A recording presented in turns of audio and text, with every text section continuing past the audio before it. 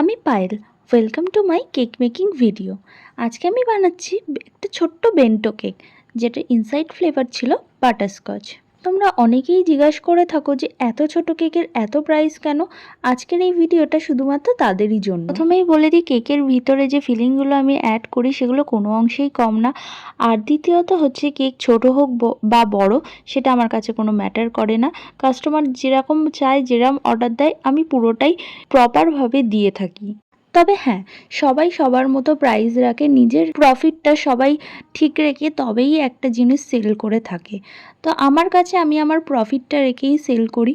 তাতে তোমাদের যদি নিতে হয়, তোমাদের বাজেটে যদি ম্যাচ করে তবেই তোমরা নাও, আদারওয়াইজ নিও না। আমি কাউকে জোর করিনি।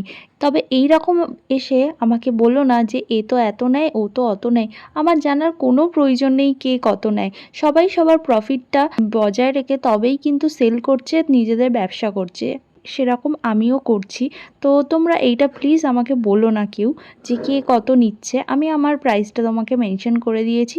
তোমার যদি নিতে হয় তো নেবে, তোমার প্রাইস যদি থাকে, বাজেটে যদি ফিট হয় তবেই তুমি নাও। সেই জন্যই আজকে বানানো আমার এই ভিডিওটা। এই কেকটা তোমরা দেখো, এত ছোট কেক, তবে এর ডিজাইন সেরকম কিছু না থাকলেও এর যে প্রিন্ট আউটটা সেটা তো আমাকে করতেই হচ্ছে। সেই প্রাইসটা তো আমি নিজের বাজেট থেকে কখনোই দিতে পারবো না। এই সমস্তগুলোর প্রাইস আর বাজেট অ্যাড করে তবেই আমি একটা প্রাইস কাস্টমারকে মেনশন করি। আজকে এই কমন ডিজাইনটা তোমাদের কেমন লাগলো অবশ্যই জানিও। দেখা হবে নেক্সট ভিডিওতে। বাই।